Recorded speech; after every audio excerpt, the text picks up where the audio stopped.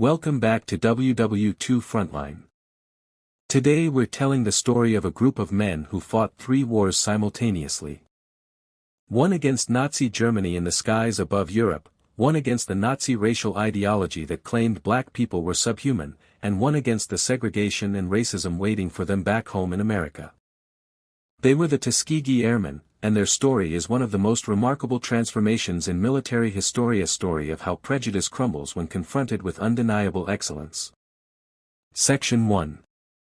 Mockery meets reality. Picture this. July 2, 1943. A small airfield in Sicily called Castel Vetrano. In the Mediterranean sky above this island, something is about to happen that the Nazi high command thought was impossible. A 22-year-old fighter pilot named Charles B. Hall, born in Brazil, Indiana, is flying his P-40 Warhawk when he spots 2 German Focke-Wulf 190 fighters bearing down on the American bombers he's supposed to protect. Hall dives hard, his aircraft screaming as he positions himself between the German fighters and his bombers. His guns light up. The bullets from his machine guns tear through the fuselage of one of those German fighters, and the pilot loses control. The aircraft plummets toward the Sicilian countryside below, trailing smoke as it falls. When Hall lands back at base, something extraordinary happens. The ground crew's black men who have endured months of insults and slurs from white personnel absolutely lose it. They're cheering, hollering, nearly lifting Hall out of his cockpit. Because what just happened wasn't just a military victory. It was the first aerial victory by a black American pilot in United States military history. But here's what makes this moment so historically significant. The Germans didn't know what he was. Intelligence officers in Berlin would later refer to these pilots with the red painted tails on their aircraft with a nickname Schwarze Vogelmenschen, the Black Birdman. The Luftwaffe would come to respect these pilots as among the finest they would ever face. Yet back in America, many white Americans didn't even know black pilots existed. That's the story we're going to explore today. The story of how a group of men overcame not just enemy fighters, but a military establishment that thought they were incapable of flight, and a nation that thought they were inferior. Section 2. The wall of prejudice. To understand just how remarkable the Tuskegee Airmen's achievement truly was, you need to understand what they were fighting against before they ever got into a cockpit. In 1925, years before World War II, years before Nazi ideology was even on the radar, the United States Army War College published a report. It was classified, serious, official. The report was titled The Use of Negro Manpower in War. And what it said was shocking, even by the standards of 1925. The Army didn't just suggest that black soldiers were unsuitable for combat. They claimed black Americans were fundamentally incapable of complex thought. The report stated, and I want to quote this because it's important you hear it in their own words. Compared to the white man, he is admittedly of inferior mentality. It went on to claim that black soldiers were inherently weak in character, that they lacked the intelligence for technical roles and the courage for combat leadership. This wasn't some fringe opinion. This was the official military assessment.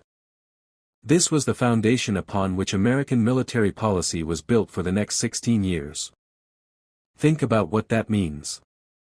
An entire branch of the United States military was operating under the assumption that a person's skin color determined their cognitive ability.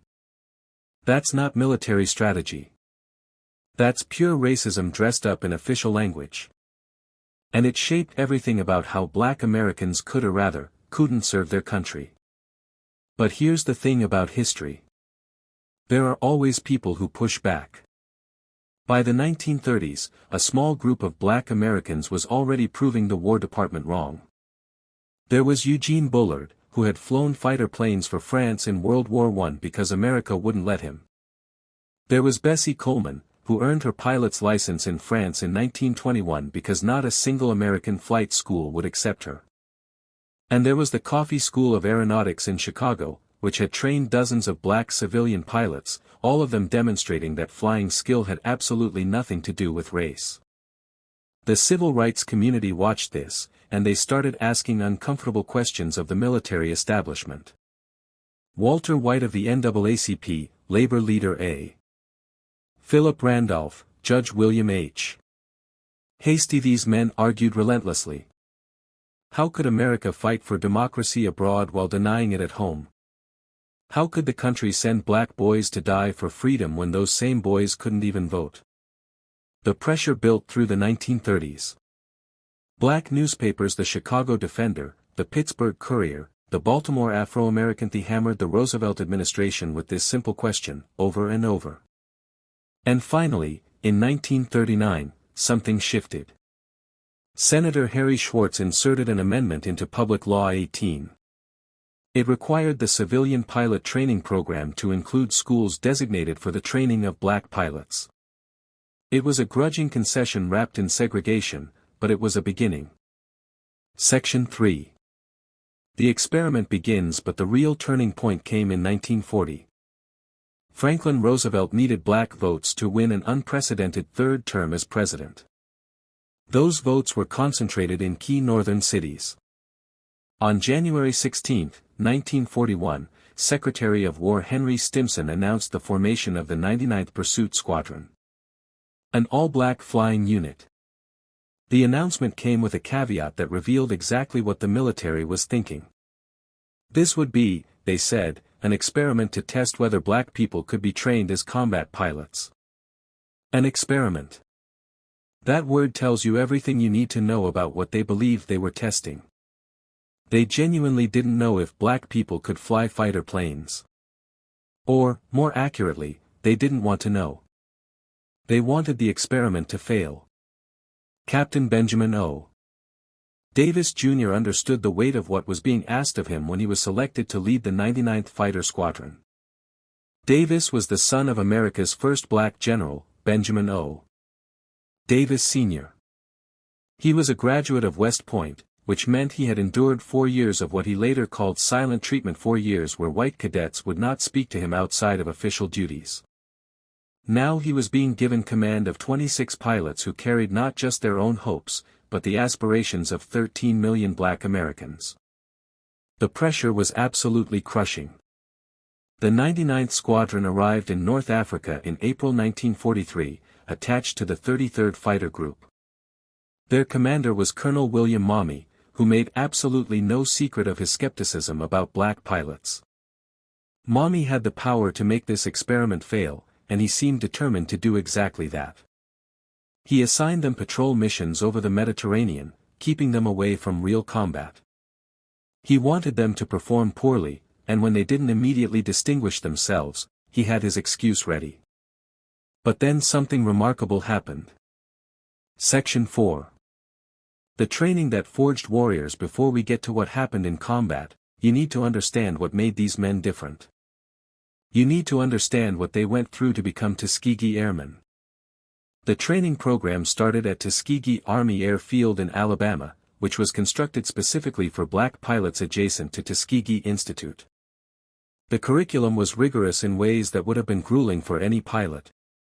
But for black pilot cadets, it was something else entirely.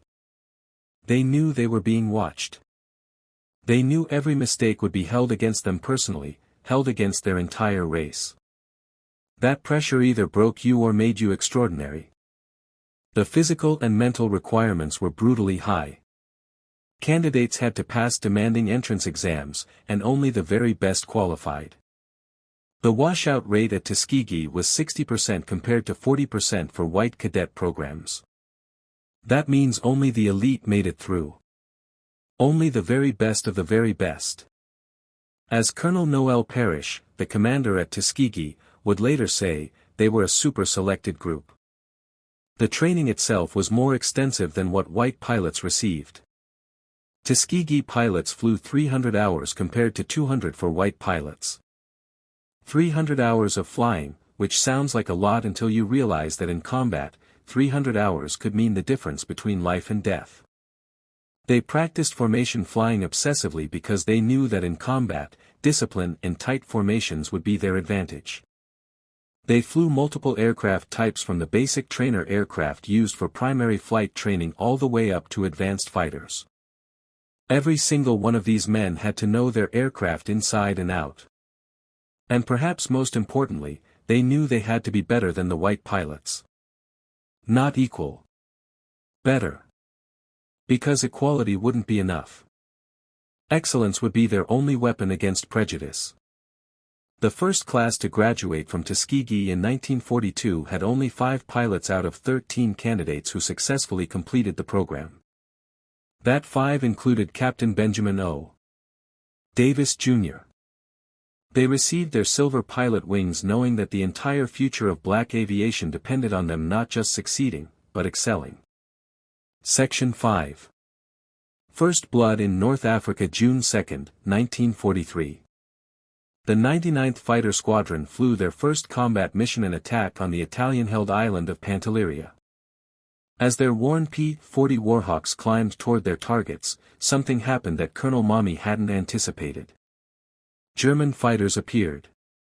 The Tuskegee pilots held formation, protecting their bombers. Nobody broke. Nobody panicked. Nobody did anything to confirm the racist assumptions about black pilots. No aircraft were lost on either side, but the Germans learned their first lesson. These pilots wouldn't crack under pressure. But it was July 2 that changed everything. Charles Hall's first kill opened the floodgates of possibility. For Black America, it was a moment of pure validation.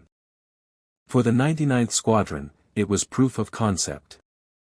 For the racist military establishment, it was the beginning of a problem they couldn't solve. However, having one victory wasn't enough to change the minds of skeptics like Colonel Mommy. He continued to argue against the 99th, claiming they lacked aggressiveness and shouldn't be in combat. His report reached General Henry Hap Arnold, the commanding general of the Army Air Forces. Arnold was actually preparing to shut down the entire program, to declare the experiment a failure and send the Tuskegee pilots home. And then came Anzio. Section 6. Anzio. The breakthrough, January 27, 1944. The Luftwaffe launched massive raids against Allied forces at the Anzio beachhead in Italy. 15 pilots of the 99th Fighter Squadron, flying obsolete P-40 Warhawks, encountered superior German Focke-Wulf 190 fighters. These were better aircraft, flown by experienced Luftwaffe pilots. The German fighters were faster, they climbed better, they were superior in almost every performance metric. What followed over 2 days of intense combat would silence the critics forever. The 99th shot down multiple enemy aircraft. Different sources cite between 8 and 13 kills, but what matters is the outcome. They had destroyed more enemy aircraft in 2 days of fighting than they had in their previous 7 months of combat. Captain Charles Hall claimed 2 more victories, bringing his total to 3. The mathematics of this moment were impossible to ignore. In 7 months with limited combat opportunities, the 99th had done okay. In 2 days, when given the chance to really fight, they proved they were among the best. The War Department was forced to launch a study comparing the 99th with other P-40 squadrons in the theater. The conclusion was unavoidable. The Tuskegee pilots were performing just as well as white units. Some of that performance came from their aircraft. The P-40, despite being obsolete by 1944 standards, had superior turning ability and rugged construction that allowed skilled pilots to use it effectively. But most of it came from the pilots themselves. Skill. Training. Discipline. The very things the 1925 Army report said they lacked. After Anzio, the momentum shifted. The experimental unit was suddenly looking less like a failed experiment and more like a valuable asset. Section 7. The 332nd Fighter Group and the Red Tails. In May 1944, the 99th Fighter Squadron was consolidated with 3 other black fighter squadrons. The 100th, the 301st, and the 302nd formed the 332nd Fighter Group. This was the only United States fighter group in which all pilots, ground crews, and support personnel were black. They would join the 15th Air Force operating from Italy, and their mission would be to escort American bombers on the most dangerous operations of the air war. Colonel Benjamin Davis gathered his pilots at Ramitelli Airfield on Italy's Adriatic coast. He gave them a mission briefing that revealed his entire philosophy of air combat. He said, "Our job is not to be aces. Our job is to bring those bombers home." That directive would define everything the 332nd did from that point forward. Other fighter groups would chase enemy fighters for kills. The Red Tails would stay with the bombers, no matter what. In June 1944, General Nathan Twining ordered a systematic marking system for fighter groups operating in the Mediterranean. Each would receive distinctive colors for instant identification. The 332nd was assigned red. Not just red noses or red engine cowlings. Entire tail sections painted crimson. The P-51 Mustangs with their red tails, red propeller spinners, and red nose bands became instantly recognizable. German pilots learned to see those red tails and know immediately that they were facing some of the most disciplined, well-trained fighter pilots in the entire Allied Air Force. Bomber crews began requesting the red tails specifically. Word spread through the entire bomber command. If you got red tail escort, you were getting the best protection available. Request the red tails if you can get them. These men who flew the most dangerous missions in the air war developed their own mythology about their protectors. Red tail angels, they called them. The stories spread stories about how these fighters stayed close, never abandoning damaged bombers for easy kills. About how they waggled their wings in greeting. About their tight, disciplined formations and their absolute refusal to be drawn away from their primary mission. Section 8. The P-51 Mustang and Masters of Escort. In July 1944, the 332nd received the aircraft that would define their legacy. The North American P-51 Mustang. This wasn't just another fighter plane. The P-51D Mustang represented the pinnacle of American aircraft design. It was built around a Packard-built Merlin engine that gave it a top speed of 437 miles per hour. It had 6.50 caliber machine guns that could destroy any aircraft in the sky. Most importantly, with drop tanks, it had a range of over 1,600 miles, which meant it could escort bombers anywhere in the Reich. The P-51 Mustang transformed the Red Tails from brave but limited pilots flying inferior equipment into equals of any fighter unit in the entire war. Suddenly, they had aircraft that could engage German fighters on equal terms. They could dive faster, climb faster, and outturn almost any enemy aircraft they encountered. But the Mustang was only part of the equation. What truly made the Red Tails effective was how they used it. Colonel Davis had established a tactical doctrine that was revolutionary for its time. Instead of individual duels or squadron-sized dogfights, the Red Tails flew in a three-layer defensive system. Close escort flew directly above the bombers, weaving constantly to protect them. Medium escort flew to the sides and slightly higher, positioned to intercept incoming enemy fighters. High escort flew above everything, watching for enemy fighters trying to dive down on the formation. This system required absolute discipline and trust. It required pilots to resist the primal urge of a fighter pilot, the urge to chase an enemy aircraft when it's fleeing, to rack up kills, to become famous. Instead, the Red Tails stayed with the bombers. Even when German fighters were running, they stayed. This discipline cost them in terms of aerial victories compared to other fighter groups, but it won them something far more valuable. The lives of thousands of bomber crew members. The research backs this up.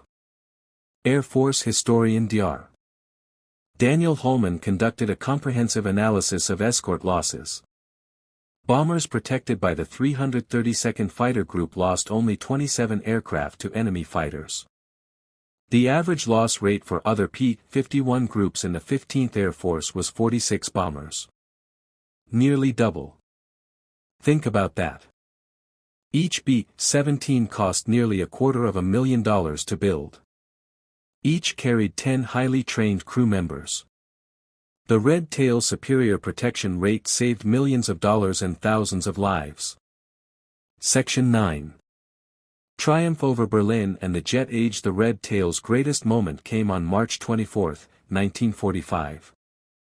Colonel Davis led 43 P-51 Mustangs on a mission to rendezvous with bombers targeting the Daimler-Benz tank factory in Berlin. This was the longest mission flown by the 15th Air Force up to that point, over 1,600 miles round trip from their base in Italy all the way to Berlin and back. The bombers were late. Davis made a crucial decision. Instead of turning back to base, he ordered his fighters to orbit in enemy territory. That meant more fuel burned, higher stress on the engines, and more time where his pilots were exposed. But it also meant the bombers would have escort when they needed it most. When the bombers finally appeared, so did the Luftwaffe. Approximately 100 German fighters attacked from multiple directions. And this wasn't typical end-of-war Germany with inexperienced pilots. This was Luftwaffe strength. The Germans had learned that overwhelming numbers might break the Red Tails' protective screen. They threw everything they had at this mission. What happened next entered the history books. The 332nd claimed between 11 and 12 victories. But more importantly, they prevented complete disaster. Yes, 15 B-17s fell to enemy fighters in 20 minutes of savage combat. That was devastating. But if the Red Tails hadn't been there, if they hadn't maintained their discipline and their protective posture, the losses could have been catastrophic. But the most famous engagement came over Berlin itself. By March 1945, Germany had brought out their last desperate card. The Messerschmitt Me-262, the world's first operational jet fighter. With a top speed of 540 miles per hour, it could outrun any propeller-driven aircraft in the sky. Intelligence warned that Me-262s from Jägerschwader 7 would defend Berlin. 3 Red Tail pilots made history that day. Captain Roscoe Brown shot down one Me-262, becoming the first 15th Air Force pilot to achieve this feat. Lieutenant Earl Lane performed what many considered impossible. He shot down a Me-262 with a 2,000-yard deflection shot using the new K-14 computing gun sight. And Lieutenant Charles Brantley claimed the third jet victory. In a single engagement, the 332nd Fighter Group destroyed 3 Me-262s, more jets than most fighter groups would destroy in the entire war. More jets than all previous American Me-262 kills in one afternoon. For this mission, the 332nd earned a Distinguished Unit Citation, the highest honor bestowed upon a combat unit. Section 10.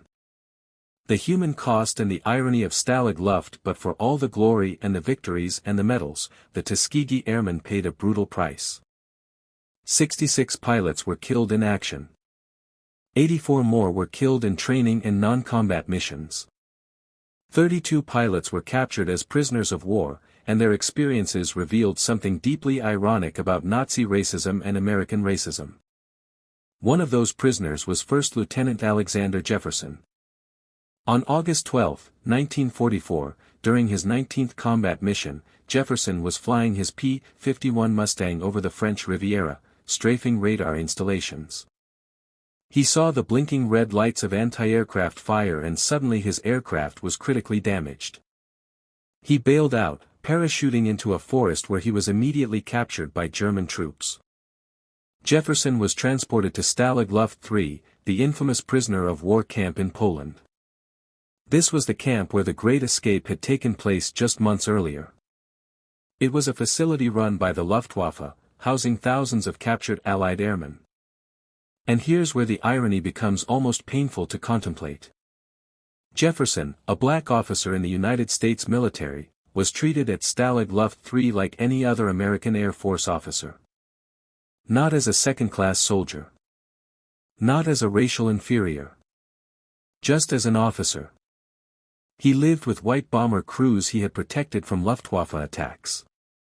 The Nazis, despite their racial ideology, treated him with respect because he was an officer and a pilot. But when Jefferson returned to the United States aboard the RMS Queen Mary in mid-1945, he was immediately segregated at the disembarkation point. Black personnel were ordered to the right-hand gangplank. White troops to the left. Jefferson later commented that the racial reception he received upon arriving home in America was worse than his treatment by the Nazis. Worse than 9 months as a prisoner of war in Germany. The irony was crushing. He had risked his life for his country. He had shown courage beyond measure. And his reward was to be treated as a second-class citizen in the nation he had fought for.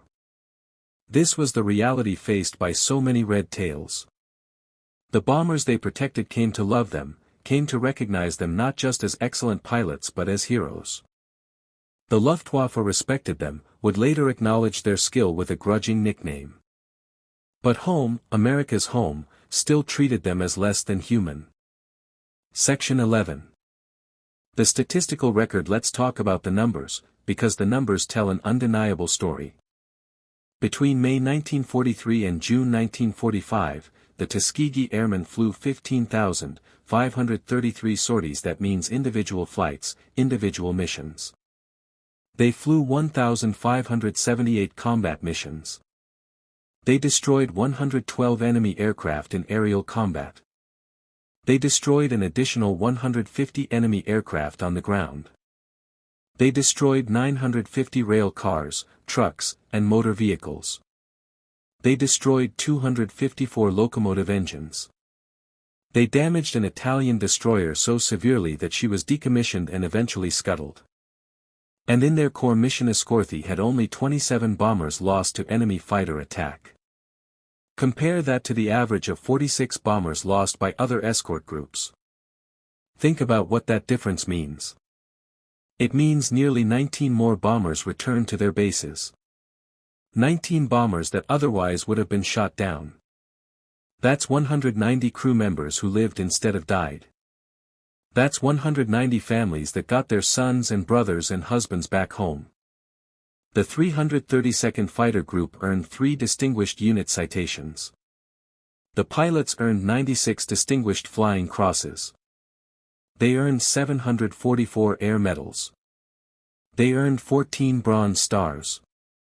They earned 8 Purple Hearts. These were men who not only did their duty but exceeded it in every conceivable way. Section 12. Individual heroes. Among the 332nd, certain pilots stood out.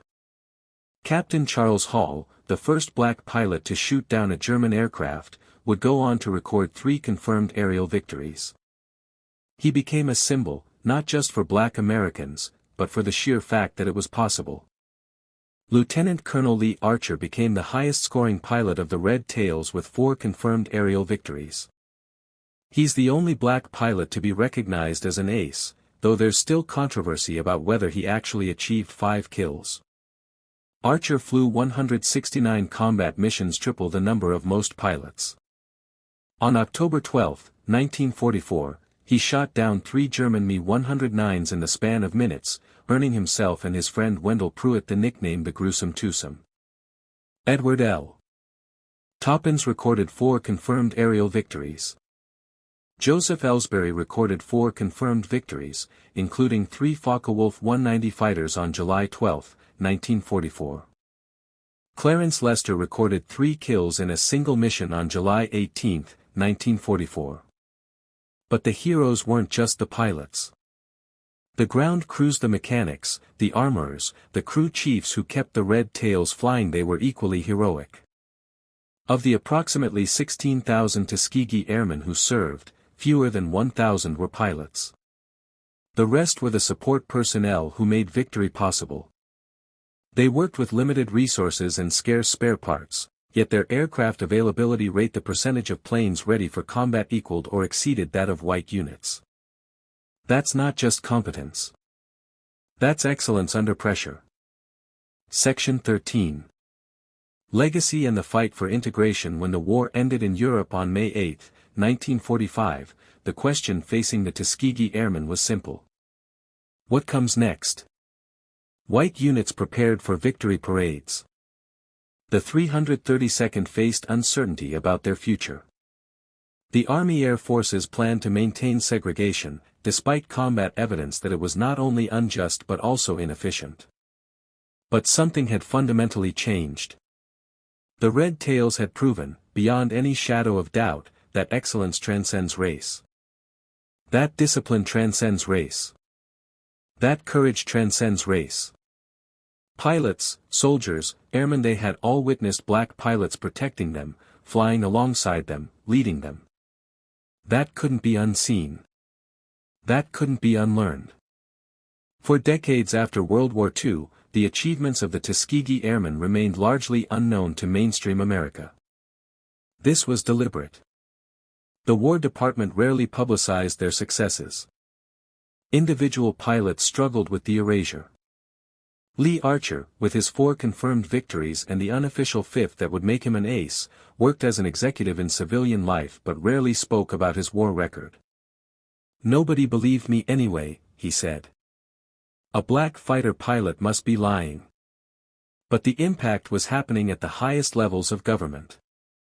President Harry Truman, influenced by the combat record of the Tuskegee Airmen, signed Executive Order 9981 on July 26, 1948. This order desegregated the United States military. Not perfectly. Not immediately. Integration would take years, and segregation would persist even after the order. But the beginning, the legal foundation, had been laid. Benjamin O. Davis, Jr., who had led the Red Tails over Berlin, became the first black general in the United States Air Force in 1954. That moment, a black 4-star general would have been impossible without the combat record of his pilots. Recognition came slowly. In 1995, Alexander Jefferson was enshrined in the Michigan Aviation Hall of Fame. In 1999, the story of the Red Tails was becoming more widely known. In 2007, President George W. Bush awarded the Congressional Gold Medal to the surviving Tuskegee Airmen. Only 300 of the original pilots survived to attend the ceremony in the Capitol Rotunda. Many had waited over 60 years for their nation to officially recognize their service. Section 14. The vindication of excellence. The transformation from mockery to respect wasn't mythology. It was documented fact. The numbers remain irrefutable. 112 aerial victories against the Luftwaffe. 3 Messerschmitt Me-2 62 jet fighters destroyed in a single afternoon. 150 enemy aircraft destroyed on the ground. 27 bombers lost versus 46 average for other groups. 96 distinguished flying crosses earned by 332nd Fighter Group pilots. The reportedly nicknamed Schwarzer Vogel mentioned Black Birdman proved that prejudice crumbles when confronted with undeniable capability. Every German fighter destroyed, every bomber protected, every mission completed, added evidence to an irrefutable case. The color of a pilot's skin had nothing to do with his ability to fly and fight. Roscoe Brown, who shot down a German jet over Berlin, summed up their achievement perfectly. "We didn't just fight the Germans. We fought ignorance, prejudice, and hatred. And we won all 3 battles." The Tuskegee Airmen hadn't just won battles. They had changed history. They had fought on 3 fronts simultaneously. They defeated the Luftwaffe in combat.